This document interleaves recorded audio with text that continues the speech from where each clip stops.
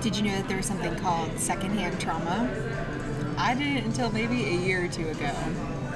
You see, when we witness something tragic happen to someone that we care about, that actually affects us pretty deeply. We saw that happen a lot with the character Clay Jensen in 13 Reasons Why. It seemed as if he got closer and closer to some of the harder events that happened in his life. It really messed him up, started to change him. And some would argue, for the better, because he was starting to become compassionate and kind, and there's a time and place for that, absolutely. But I don't think we talk a lot about how to make sure that we're okay when we're in a situation where we're hearing about somebody else's pain. That's hard to do. And I think especially with young people, I'm talking teenagers, college students, millennials, a lot of times, that's such a key and crucial area of life in which peer-to-peer connection is huge. And what are you connecting over? A lot of times, you're connecting over the struggle of life and the hard stuff and the tough things and the awful things. So what do you do when you have a friend or someone you really care about or a family member come up to you and say, here's all these things that happened to me? Did you know that it actually is going to impact you as well?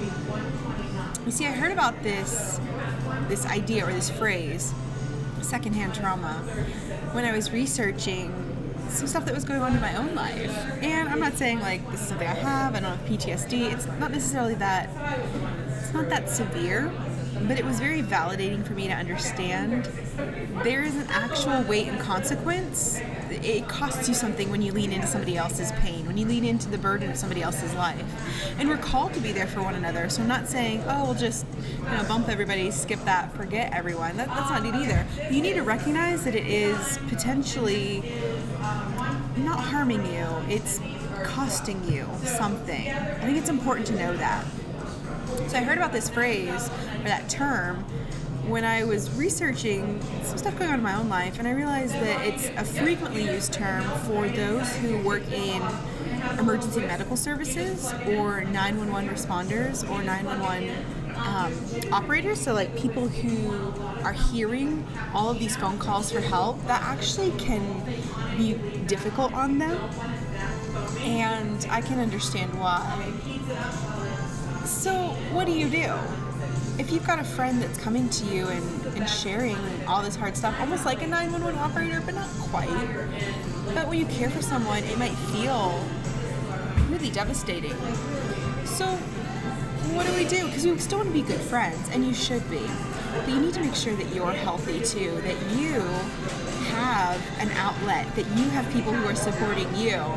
Because when you just absorb and absorb and absorb all of that, eventually it's going to wear you down, and it's, you're going to have a hard time sleeping, you might have increased anxiety, you might have a really hard time focusing or concentrating, which makes sense because you're thinking about them, you're thinking about their pain or their problem.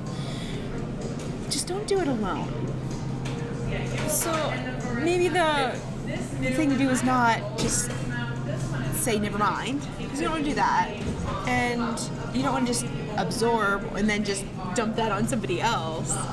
But there are people that are out there who can help you walk through what to do and how to be a good friend, and they're hard to find people, but I know that there's a lot of caring adults who are in roles. They've chosen certain jobs because they want to be there for kids in moments like this, and so utilize them.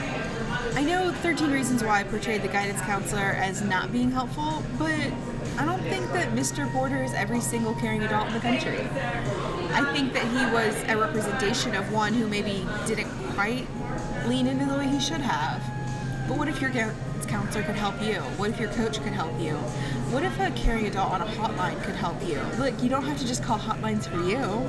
I've called hotlines a ton of times when I was working with a student who I think needed some help, but I wasn't quite sure if it was serious or not yet. I call a hotline and go, hey, I'm calling for a student, or I'm calling for a friend, and it sounds crazy, but it's true. I'm calling for someone that I care about, and they give me great advice, and they help me to understand, and they also help me to feel human, and they take care of me for a little bit, and that's always been super helpful.